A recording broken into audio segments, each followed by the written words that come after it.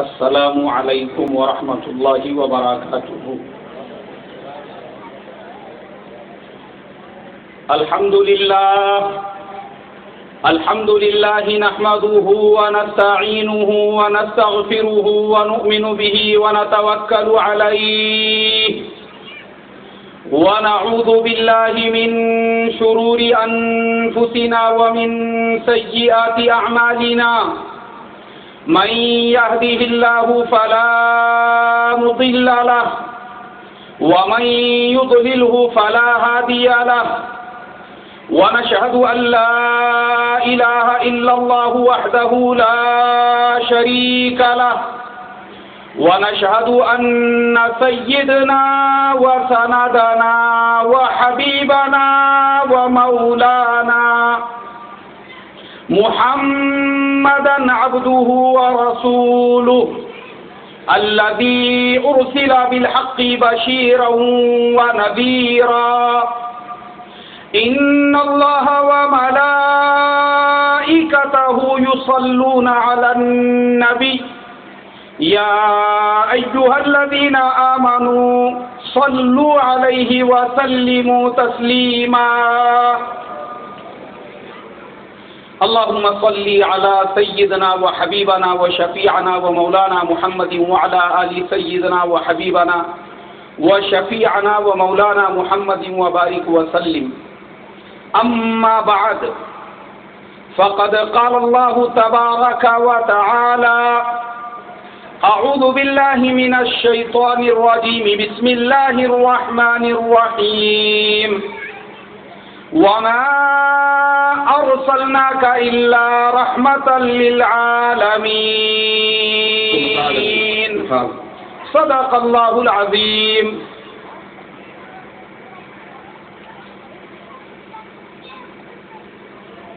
جناب صدر جلسہ، خصوصاً اس محفل جشن عید میلاد النبی کی رونق سید محمد تنویر ہاشمی صاحب، سید مرتضی حسینی قادری صاحب، الحاج عثمان غنی صاحب صدر مجلس اتحاد المسلمین صوبہ کرناٹکا، ڈاکٹر حبیب الرحمان صاحب اسلامک اسکالر و رکن جماعت اسلامی ضلع گلبرگہ، نور محمد ربانی صاحب، الحاج اللہ بخش مزاور صاحب امیر جماعت تبلیغ شہر الکل، اور اسی طرح نعت خواہ شاعر عزیز بیلگامی صاحب اور دیگر ہمارے معزز حاضرین، اور میرے عزیز بھائیوں، بزرگوں، دوستوں، جس وقت مجھے اس مبارک جلسے کا دعوت نامہ موصول ہوا کہ جہاں پر میرے آقا تاجدار مدینہ، سردار انبیاء، سرور کونین، آقائے نامدار صلی اللہ علیہ وسلم کے نام گرامی پر سیرت کے جلسے کا انعقاد ہو رہا ہے، اور اس میں تمام ہی مسالک کے لوگ شرکت کر رہے ہیں، تو مسلمانوں کے اس متحدہ پلیٹ فارم اور متحدہ مینارے میں اپنے آپ کو ایک اینٹ کی طرح سے پیش کرنے کے لیے میں نے فوراً یہ دعوت کو قبول کر لیا، اور میں نے کہا کہ ایک پلیٹ فارم پر جب ہماری قوم آ رہی ہے اور یہ وقت کی سب سے بڑی ضرورت ہے، اس لیے کہ یاد رکھو، ہم مسلمان بھلے ہی کسی ہی مسلک کے ہو، ہمارے درمیان میں جو بنیادی مسائل ہے اس میں کوئی اختلاف نہیں ہے، بہت سارے فروعی مسائل ہیں جن کا اختلاف ہمارے درمیان ہے، لیکن انہی مسائل کی بنا پر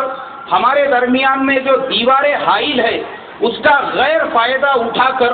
اسلام کے دشمن فرقہ پرست اس سے فائدہ حاصل کر کے آج الگ الگ طرح سے اور الگ الگ لائنوں سے مسلمانوں کو اس ملک کے اندر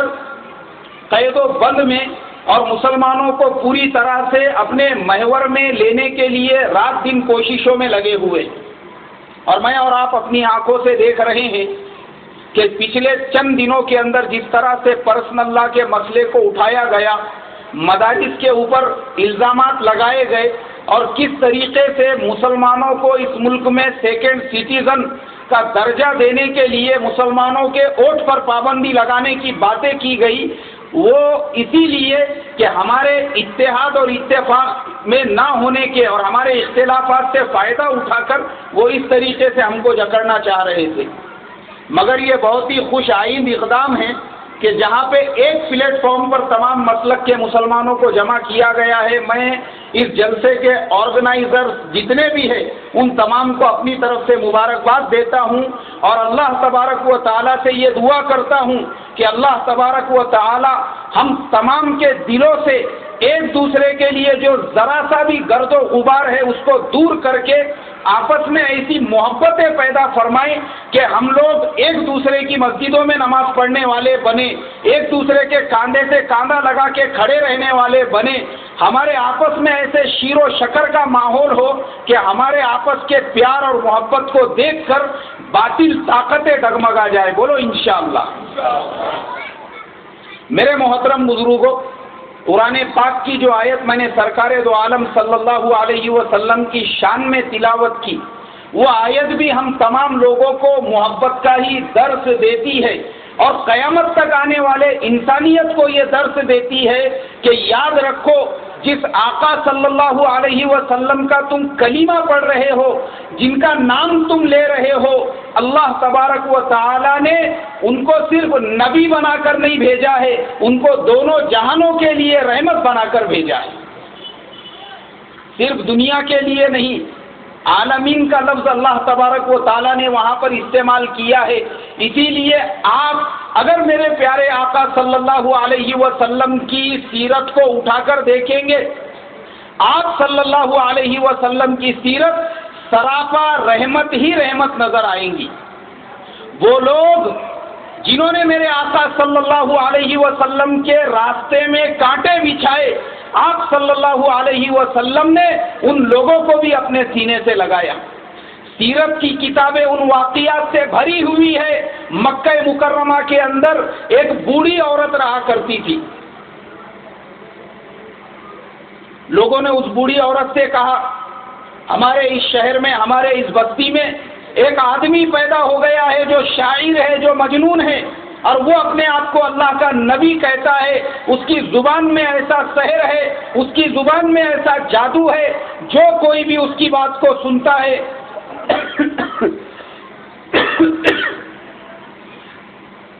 وہ اسی کا ہو جاتا ہے۔ وہ بوڑھی عورت اپنے گھر کا بوریا بستر سمیٹ کر مکے سے باہر کا اس نے سفر اختیار کیا۔ معذرت چاہتا ہوں، ایک منٹ۔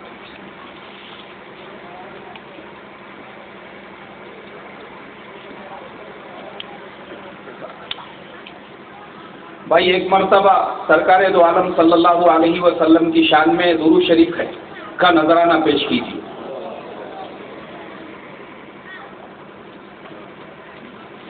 وہ بوڑھی عورت اپنے گھر کا پورا سامان سمیٹ کر مکے سے باہر جانے لگی، لیکن اسے کوئی مزدور نہیں ملا، وزن اٹھانے والا نہیں ملا۔ وہ پریشان ہو گئی۔ بازار میں آئی تو میرے پیارے آقا صلی اللہ علیہ وسلم راستے سے گزرتے ہوئے ملے۔ آپ صلی اللہ علیہ وسلم تو محسن انسانیت تھے۔ سرکار دو عالم صلی اللہ علیہ وسلم نے ایک بوڑھی مجبور عورت کو دیکھا تو اس سے دریافت کیا کہ امی جان، ایسا کیا مسئلہ ہے جس کی وجہ سے تم راستے پہ، روڈ پر، یہاں پر کسی کو تلاش کر رہی ہو؟ وہ بوڑھی عورت کہنے لگی، مجھے ایک مزدور چاہیے جو میرے گھر کا سامان اٹھا کر مجھے دوسرے قبیلے تک پہنچا دے۔ میرے آقا صلی اللہ علیہ وسلم اس بوڑھی عورت کے ساتھ میں چلے۔ آپ صلی اللہ علیہ وسلم نے اس کے سامان کو اپنے کاندھے پر اٹھایا، اس کے ساتھ ساتھ چلنے لگے، اور راستے میں دریافت کیا، ایسی کیا بات پیش آ گئی کہ تم مکہ مکرمہ کو چھوڑ کر جانا چاہتی ہو؟ وہ کہنے لگی، میں اپنے پرانے دین پر قائم ہوں، میں نے اپنے پرانے دین پر 70-75 سال کی عمر گزار دی ہے، میں لات و عزا کی ماننے والی ہوں، لیکن میں نے یہ سنا ہے ہمارے اس شہر مکہ کے اندر ایک ایسا نبی پیدا ہوا ہے جو شاعر ہے، جو جادوگر ہے، اس کی باتوں میں ایسا جادو ہے، جب وہ بات کرتا ہے تو انسان اسی کی باتوں میں محو ہو جاتا ہے، اس لیے میں اپنا گھر اور اپنا قبیلہ چھوڑ کے دوسرے قبیلے میں جا رہی ہوں کہ وہ انسان اگر مجھے مل جائے تو کہیں ایسا نہ ہو میں اس کے باتوں میں آ کر اس کے نئے دین کو قبول کر لوں اور اپنے باپ دادا کے دین کو چھوڑ دوں۔ اب میرے آقا صلی اللہ علیہ وسلم کے اخلاق دیکھیے، آپ صلی اللہ علیہ وسلم وہ نئے گھر تک پہنچے، اس کے سارے سامان کو جہاں رکھنا تھا وہاں پہ آپ نے رکھ دیا، اور وہ رکھنے کے بعد میرے آقا صلی اللہ علیہ وسلم کو وہ بوڑھی عورت جب مزدوری دینے لگی آپ نے انکار کر دیا، وہ کہنے لگی کہ بیٹا تم کون ہو، تمہارے اخلاق اتنے اچھے ہیں، تم نے بغیر مزدور کے میری مزدوری بھی کی اور مزدوری لینے کے لیے بھی تیار نہیں ہے، کم سے کم جاتے وقت اپنا نام تو بتا دو۔ قربان جاؤں آقائے نامدار صلی اللہ علیہ وسلم پر، میرے آقا صلی اللہ علیہ وسلم کے اخلاق دیکھیے، آپ نے فرمایا کہ مائی جس محمد ابن عبداللہ کو پورے راستے سے تم برا بھلا کہہ رہی تھی، گالیاں دے رہی تھی، میں وہی محمد ابن عبداللہ ہوں جس کو اللہ نے محمد الرسول اللہ بنا کر بھیجا ہے۔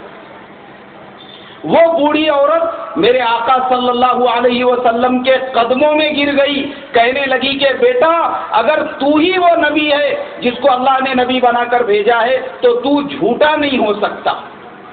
یہ مشرکین مکہ جھوٹے، یہ ابو جہل جھوٹا، یہ سفیان جھوٹا، یہ ابو لہب جھوٹا، یہ مکے کے تمام امیہ بن خلف جھوٹا، یہ ولید، یہ مغیرہ،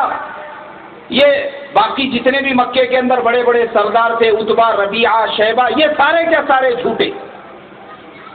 لیکن بیٹا تو جھوٹا نہیں ہو سکتا، میں نے تیرے اخلاق کی زبان میں تیری سچائی دیکھ لی ہے، وہ جو دین جس کی تو لوگوں کو دعوت دیتا ہے مجھے بھی اس کے اندر لے لے اور مجھے بھی مسلمان بنا دے۔ میرے محترم بزرگوں، یہ زندگی تھی میرے پیارے آقا صلی اللہ علیہ وسلم کی۔ آج میرے اخلاق میری سگی والدہ کے ساتھ میں بھی ایسے نہیں ہیں،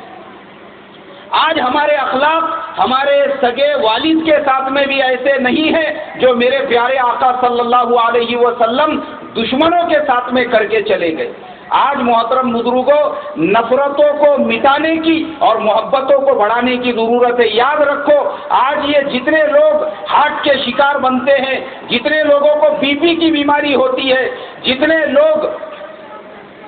نئے نئے امراض کے اندر مبتلا ہوتے ہیں، وہ صرف اس وجہ سے کہ قلوب محبتوں سے خالی ہوتے ہیں اور دلوں کے اندر نفرتیں بھری ہوئی ہوتی ہیں۔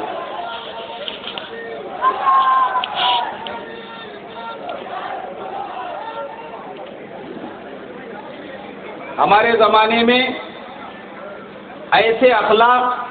ہمارے اپنے والدین کے ساتھ میں بھی نہیں ہے جو اخلاق میرے پیارے آقا صلی اللہ علیہ وسلم کے غیروں کے ساتھ میں تھے، دشمنوں کے ساتھ میں تھے۔ اسی لیے میرے محترم بزرگوں، سیرت کا نام صرف سیرت سننے کا نام نہیں ہے، سیرت اپنے زندگیوں میں لانے کا نام ہے۔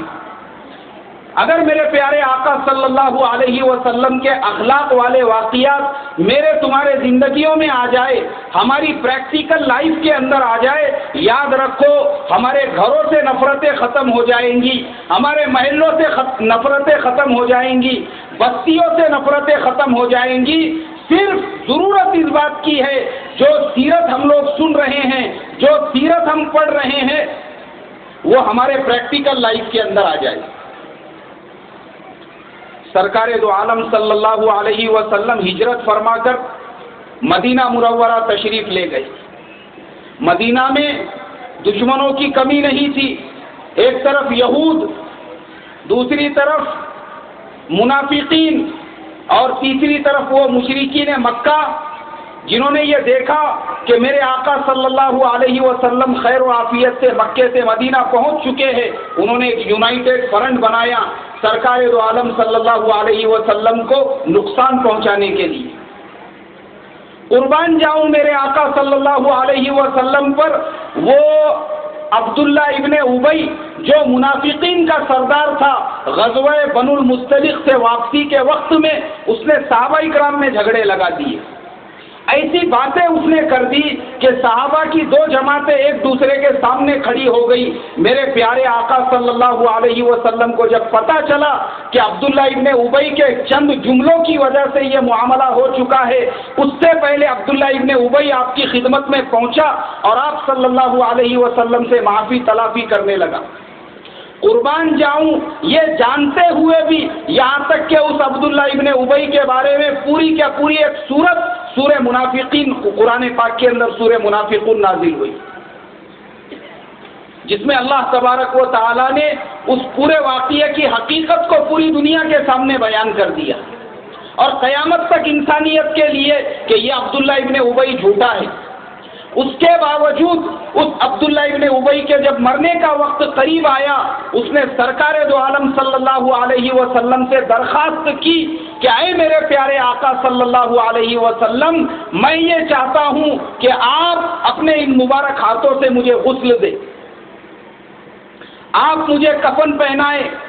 آپ مجھے قبر کے اندر لٹائے، آپ میری نماز جنازہ پڑھے۔ اور وہ جب بیمار ہوا اور میرے آقا صلی اللہ علیہ وسلم کو پتا چلا تو سرکار دو عالم صلی اللہ علیہ وسلم بذات خود اس کے مکان پر اس کی عیادت کے لیے پہنچے،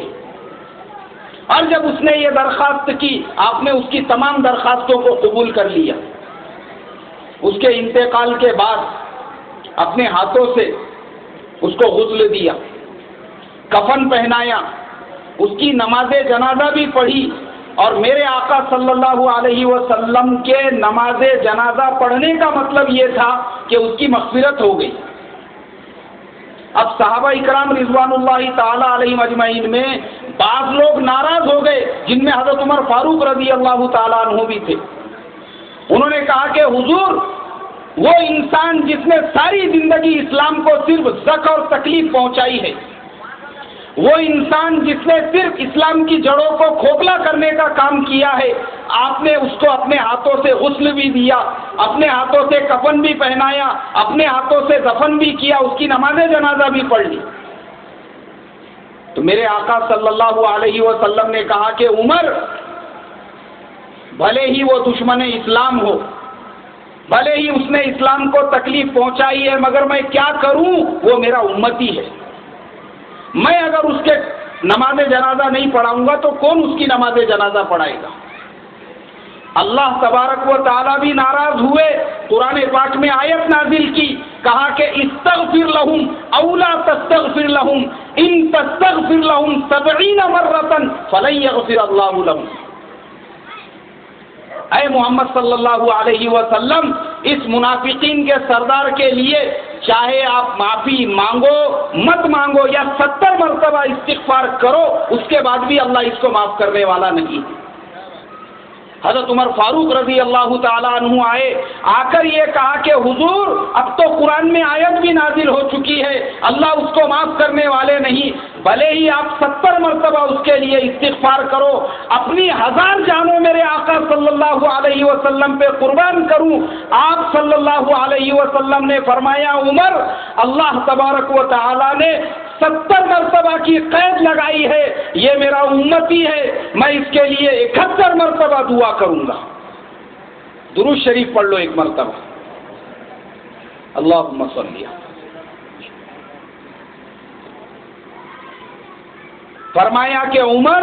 یہ میرا امتی ہے، میں اس کے لیے، اللہ نے 70 مرتبہ کی قید لگائی ہے، میں 71 مرتبہ اس کے لیے مغفرت کی دعا مانگوں گا۔ اسی لیے اس وقت کے شاعر کو یہ کہنا پڑا کہ قاتل بہت ذلیل ہوا سر اتار کر، قاتل بہت ذلیل ہوا سر اتار کر، اور ہم نے دلوں کو جیت لیا جنگ ہار کر۔ قاتل نے سر اتارا، لیکن سر اتار کر بھی وہ ذلیل ہو گیا، اور میرے آقا صلی اللہ علیہ وسلم نے اس کو معاف کر کے بھی جنگ جو ہے اس کو فتح کر لیا۔ ایک واقعہ نہیں، اسی لیے میرے محترم بزرگوں، یہ واقعات اس لیے سنائے جاتے ہیں، ہمارے دلوں میں جو نفرت ہے، ہمارے ماں باپ کے لیے، بھائیوں کے لیے، رشتہ داروں کے لیے، اپنے دوسرے مسلمان بھائیوں کے لیے، بھائی بھائی سے بات کرنے کے لیے تیار نہیں، دونوں کے گھر ایک دوسرے کے گھر سے لگے ہوئے ہیں، ساڑو ساڑو سے بات کرنے کے لیے تیار نہیں، سمدھی سمدھی سے بات کرنے کے لیے تیار نہیں، بیٹا باپ کو سلام کرنے کے لیے تیار نہیں، بیٹی ماں کو سلام کرنے کے لیے تیار نہیں، دلوں میں نفرتوں کی آگ بھڑک رہی ہے۔ اور ادھر میرے آقا صلی اللہ علیہ وسلم کی زندگی کو دیکھو، منافقین کے سردار کو بھی معاف کر دیا۔ ایک واقعہ سنا کے اب میں اپنی بات کو ختم کر دوں گا۔ فتح مکہ کے بعد لوگ اپنی جان بچانے کے لیے ادھر سے ادھر بھاگ رہے تھے۔ وہ وحشی جس نے سید الشہداء حضرت حمزہ رضی اللہ تعالیٰ عنہ کو نیزے کی نوک سے شہید کر دیا تھا، اور آپ کا کلیجہ نکال کر وہ ہندا جو ابو سفیان کی بیوی تھی اس کو دیا تھا، اور اس ہندا نے اس کلیجے کو چبانے کی کوشش کی تھی۔ وہ دونوں بھی اپنی جان بچاتے ہوئے ادھر سے ادھر بھاگنے لگے، لوگ ان کو پکڑ کے لے کر آئے۔ وحشی آپ کے قدموں میں گر گیا اور کہا کہ اللہ تبارک و تعالیٰ نے تو آپ کی شان میں رحمت للعالمین فرمایا ہے، آپ خالی مسلمانوں کے لیے رحمت نہیں ہے، آپ چرندے پرندے درندے اور ہر مذہب کے ماننے والے اور ہر انسان کے لیے اللہ نے آپ کو رحمت بنا کر بھیجا ہے، تو پھر آپ کی رحمت سے میں کیوں محروم رہوں؟ اس لیے میں بھی مسلمان ہوتا ہوں، آپ مجھے معاف کر دیں۔ آج میرے محترم بزرگوں، اگر کسی چھوٹے نے بڑے کو سلام نہیں کیا، اس کی وجہ سے زندگی بھر تک ہمارے دلوں میں ایک دوسرے کے لیے غبار رہتا ہے۔ کسی نے اگر شادی کے کارڈ پہ برابر سے ہمارا نام نہیں لکھا تو زندگی بھر اس کا غبار ہمارے دل کے اوپر رہتا ہے۔ کسی نے شادی میں بلا کر ہمارا ستکار نہیں کیا تو زندگی بھر اس کا غبار ہمارے دل کے اوپر رہتا ہے۔ لیکن قربان جاؤں میرے آقا صلی اللہ علیہ وسلم پر، اس وحشی کو معاف کر دیا جس نے آپ کے چچا حضرت حمزہ رضی اللہ تعالیٰ عنہ کو شہید کیا تھا۔ وہ ہندا، وہ بھی آپ کے خدمت میں حاضر ہو کر مسلمان ہوئی، اس نے بھی معافی مانگ لیا، آپ نے اس ہندا کو بھی معاف کر دیا جس نے حضرت حمزہ رضی اللہ تعالیٰ عنہ کے کلیجے کو چبانے کی کوشش کی تھی۔ اسی لیے میرے آقا صلی اللہ علیہ وسلم کی شان میں شاعر کو یہ کہنا پڑا کہ کون اپناتے ہیں اور کون دغا دیتے ہیں، کون اپناتے ہیں اور کون دغا دیتے ہیں، ہم تو دیوانے ہیں بھلا دیتے ہیں۔ ہم نے سیکھا ہی نہیں بیر کسی سے رکھنا، ہم نے سیکھا ہی نہیں بیر کسی سے رکھنا، ہم تو دشمن کو بھی جینے کی دعا دیتے ہیں۔ درود شریف پڑھ لیجئے ایک مرتبہ، اللہم صلی علی سیدنا محمد۔ یہ تمام واقعات سے ہم کو صرف محبت کا درس ملا ہے۔ پھر ایک مرتبہ میں آرگنائزرز کو اس بات کی مبارکباد دیتا ہوں، سیرت النبی کے عنوان پر جیسے یہاں پہ آپ نے تمام مسلکوں کے لوگوں کو، دیوبندی مسلک کے لوگ بھی بیٹھے ہیں، بریلوی مسلک کے شیوخ بھی بیٹھے ہیں، جماعت اسلامی کے اراکین بھی بیٹھے ہیں، ایک پلیٹ فارم پہ آ کے جو ہم نے آج محبت کا ثبوت دیا ہے، ہمارے دلوں میں بھی ایک دوسرے کے لیے اب ایسی محبت آ جانی چاہیے۔ ہم نے ایک دوسرے کی مسجدوں میں بھی غلط ہو کر نمازوں کا اہتمام ابھی سے شروع کر دینا چاہیے، تاکہ وہ باطل طاقتیں جو اس ملک میں مسلمانوں کو دیکھنا نہیں چاہتی ہے، مسلمانوں کی جڑوں کو کھوکھلا کرنا چاہتی ہے، ان کو ہمارا یہ پیغام پہنچ جائے کہ اب وہ مسلمان اللہ کے پیارے نبی صلی اللہ علیہ وسلم کے نام پر ایک پلیٹ فارم پر آ چکے ہیں۔ بولو انشاءاللہ۔ اللہ مجھے آپ کو کہنے سننے سے زیادہ عمل کی توفیق عطا فرمائے۔ بس انہی گزارشات کے ساتھ میں اجازت چاہتا ہوں، اور یہ شعر اخیر میں سرکار دو عالم صلی اللہ علیہ وسلم کی شان میں کہوں گا کہ میرا منہ اور سرکار مدینہ کی ثنا خوانی مجھے معلوم ہے اپنے سخن کی تنگ دامانی۔ السلام علیکم ورحمۃ اللہ وبرکاتہ۔